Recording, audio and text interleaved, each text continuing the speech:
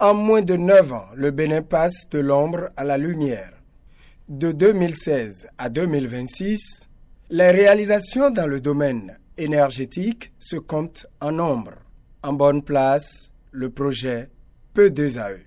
Le P2AE, c'est d'abord le projet d'augmentation de l'accès à l'électricité. C'est un projet phare du gouvernement où il est question d'augmenter le nombre d'abonnés au niveau du Bénin. Et ce projet est financé par la Banque mondiale d'un coût de 200 millions de dollars, vise essentiellement à raccorder plus de 150 000 ménages au réseau de la SBE et de construire 4 000 km de réseau BT et 1 600 de réseau HTA.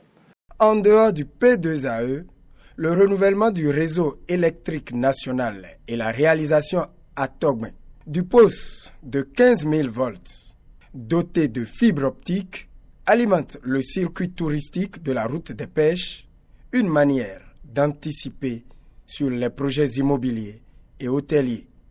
C'est gênant quand on se trouve dans un village comme celui-ci, qui est à 9-10 km de Cotonou, sans électrification ni d'eau. Aujourd'hui, nous remercions infiniment le gouvernement pour ce projet-là. Après l'installation du poste électrique de Comé, nous avions vraiment eu un net changement. Ça, il faut l'avouer, ne pas le dire serait de l'ingratitude. Aujourd'hui, moins d'installations électriques de fortune dans certaines localités.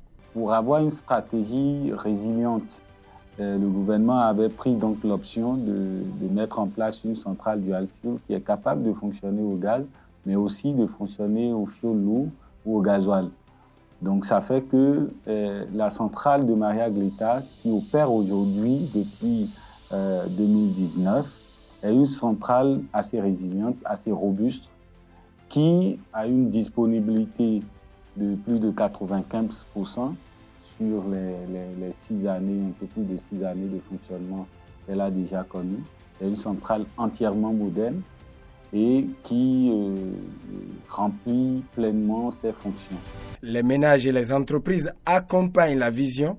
Grâce à la disponibilité permanente de l'électricité, le Bénin énergétique est donc en marche.